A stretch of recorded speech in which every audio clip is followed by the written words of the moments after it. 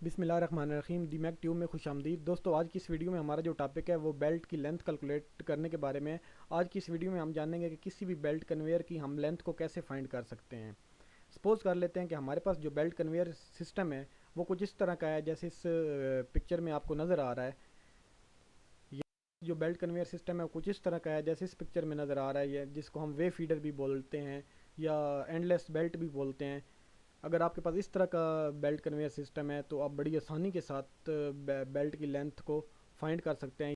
पास अगर ये इस तरह की बेल्ट ड्राइव सिस्टम है जिसे हम वी बेल्ट ड्राइव पुली भी बोलते हैं, इस तरह का कोई मैकेनिज़्म है तो आप सेम फार्मूले से बेल्ट की लेंथ को फाइंड कर सकते हैं। आज मैं आपको चाहे इन तीनों में से किसी भी फॉर्म की बेल्ट कन्वेयर का आपके पास अगर सिस्टम है तो हम बड़े आसानी के साथ इसको फार्मूले की मदद से फाइंड कर सकते हैं। सपोज़ कर लेते हैं कि हमारे पास बेल्ट कन्वेयर जो सिस्टम है वो कुछ इस तरह का है जैसे इस पिक्चर में नज़र आ रहा है।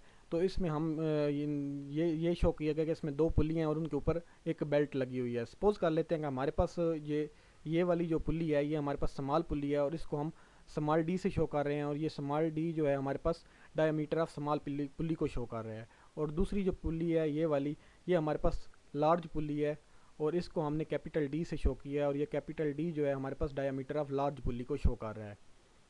इसके अलावा इन दोनों पुलियों के दरमियान ये जो सेंट्रल डिस्टेंस है इसको हम स्पैन ऑफ पुली भी बोलते हैं, और इसको हम सी से शो कर रहे हैं, यानी ये जो सी है ये centre to centre distance of बात पुली है। और इन दोनों पुलियों के ऊपर जो बेल्ट लिपटी हुई है इसको हम एल से शो करते हैं, और यही basically length of the belt है। और आज की इस वीडियो में हम यही लेंथ ऑफ बेल्ट को फाइंड करने के लिए जा रहे हैं। इस बेल्ट की लेंथ को फाइंड करने के बेशुमार मेथड हैं, लेकिन उनमें से जो एक मेथड है वो ये है कि हम इस बेल्ट को की लेंथ को इस फार्मूले से फाइंड कर सकते हैं। इस फार्मूले की मदद से आपके पास जिस मर्ज़ी टाइप की बेल्ट हो, जितनी मर्ज़ी लंबी बेल्ट हो, तो आप बड़े आसानी के साथ इस फार्मूले को से बेल्ट की लेंथ को फाइंड कर सकते हैं। दोस्तों, अगर आपको ये वीडियो थोड़ी सी भी पसंद आ रही हो तो प्लीज़ इस चैनल को सब्सक्राइब करें और लाइक कर लें ताकि आने वाली वीडियो का नोटिफिकेशन आपको मिलता रहे।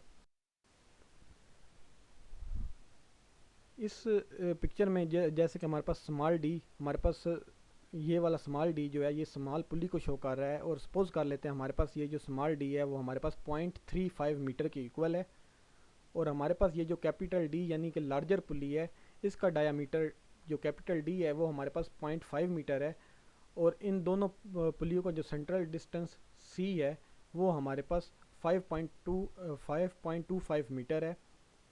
तो हमने जो फार्मूला पढ़ा है पीछे वो ये है। अगर हम इन तीनों वैल्यू यानी डी यानी स्मॉल पुली और लार्जर पुली का डायामीटर और स्पैन ऑफ पुली जो सेंट्रल डिस्टेंस सी है, अगर हम इन तीनों वैल्यू को इस फार्मूले में पुट करें तो हमारे पास इक्वेशन कुछ इस तरह की बन जाएगी। और इस इक्वेशन को अगर हम मज़ीद सिंप्लीफाई करें तो हमारे पास ये कुछ इस फॉर्म में आ जाएगी। अगर हम इन तीनों वैल्यू का सम अप करें तो हमारे पास जो आंसर आएगा वही हमारे पास total length of the belt होगी।